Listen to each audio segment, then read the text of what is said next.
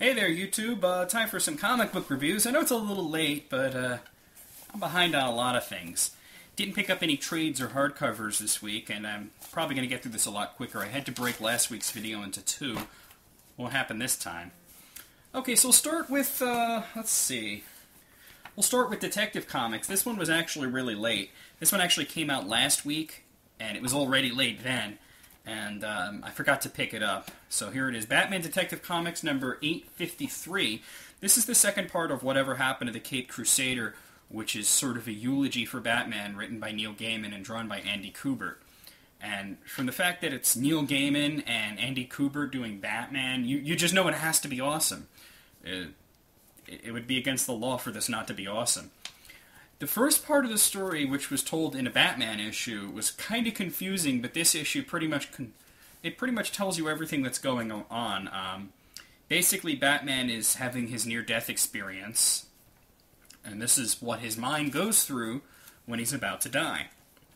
The other person in the narration is revealed to be his mother, and I found the entire thing to be very poignant. There's really not much to say about it. I just really, really think that those two issues, I don't have the other one with me, but the Batman and the Detective Comics, Whatever Happened to the Caped Crusader, is probably one of the most poignant Batman stories I've ever read, so I highly recommend that. Speaking of Batman, here we have some Battle for the Cowl tie-ins. We have The Underground, which is by Chris Yost and Pablo Raimondi. We have The Network, which I think is really weird that this is a DC book, and on the back is an Wolverine ad. I mean, I know it's a Milk ad, but it has Wolverine on it. It's kind of weird.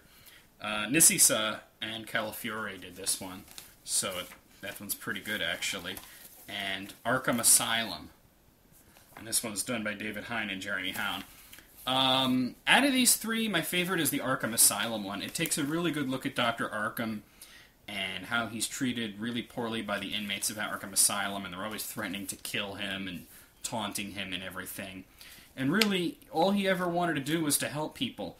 And as you know, in the events of Batman R.I.P. and Final Crisis, Arkham Asylum was broken open and burned to the ground. And what most people didn't know was that there was a secret sub-level where there were patients that Arkham would visit personally who had rather unusual problems. They weren't criminal psychopaths like the ones you see in this issue. Like, you know, in the beginning of it, you see people like Killer Croc and Victor Zsasz and Poison Ivy and Clayface and Scarecrow. Those are all, like, you know, the criminally insane.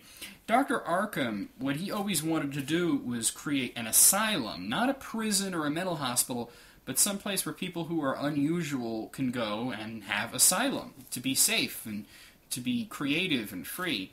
And it looks like at the end that he's going to try and do this, which I think is an interesting concept. The Network is about a team of heroes, a network of heroes, led by Oracle, trying to keep Gotham safe without Batman. It's odd because it's basically the Outsiders with a few extra people from the Club of Heroes, or just, you know, other Gotham-related characters like Nightwing and Robin, and, you know, and some of the Birds of Prey. You know, it lists them all right here, but, like, some of them are not even in the issue. Like, I read through this and I didn't see Wildcat or Lady Blackhawk or Spoiler. I didn't see Robin, and I definitely didn't see Knight and Squire. And I didn't see Man-Bat or El Gaucho either. It mostly focused on Misfit, Batgirl, Manhunter, you know, and Huntress. And basically the story is that Hugo Strange has 3 hostages, and he's playing this sick mental game, and, you know, to see who lives and who dies. And about the efforts of the heroes to stop this, which I thought was pretty good. So I would definitely recommend that. The Underground was also pretty good. This one I really liked for the artwork by Pablo Raimondi. Other than that, it's fairly unremarkable. It has to do with the Riddler, and you know, he's teaming up with some other characters like Catwoman and Harley Quinn and Poison Ivy. And this is like the good side of the Gotham Underground, whereas the bad side is like the Penguin, which is kind of weird because he's been kind of on the good side lately, but now I guess he's bad again. The Penguin, Two-Face, and Black Mask. So I really like the art in this one. The story is nothing special, but there you have it. Deadpool number 10. I was actually a little bit confused about this because I didn't really know what the whole Dark Avengers thing is about, so I had to actually look that up on Wikipedia. So, that part kind of sucks. The rest of the issue I found was fun and well drawn, and the only thing is I found Deadpool to be a little bit out of character near the beginning, because he just, he kills a guy for $500, and I can't see Deadpool. First of all, he hasn't been killing lately, and second of all, I can't see him doing it for $500, although it was believed that, from the context you can kind of tell that he thought the person deserved it. So, that was a good issue. Not great, but good.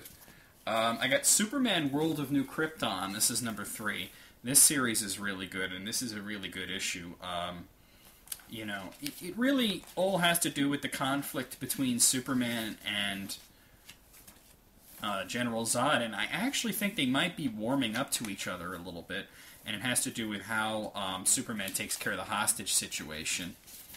And I think that they, I don't know, he's not going to trust General Zod, but I think Zod might actually be warming up to him a little bit, so it's kind of weird. And here's my favorite part, near the end.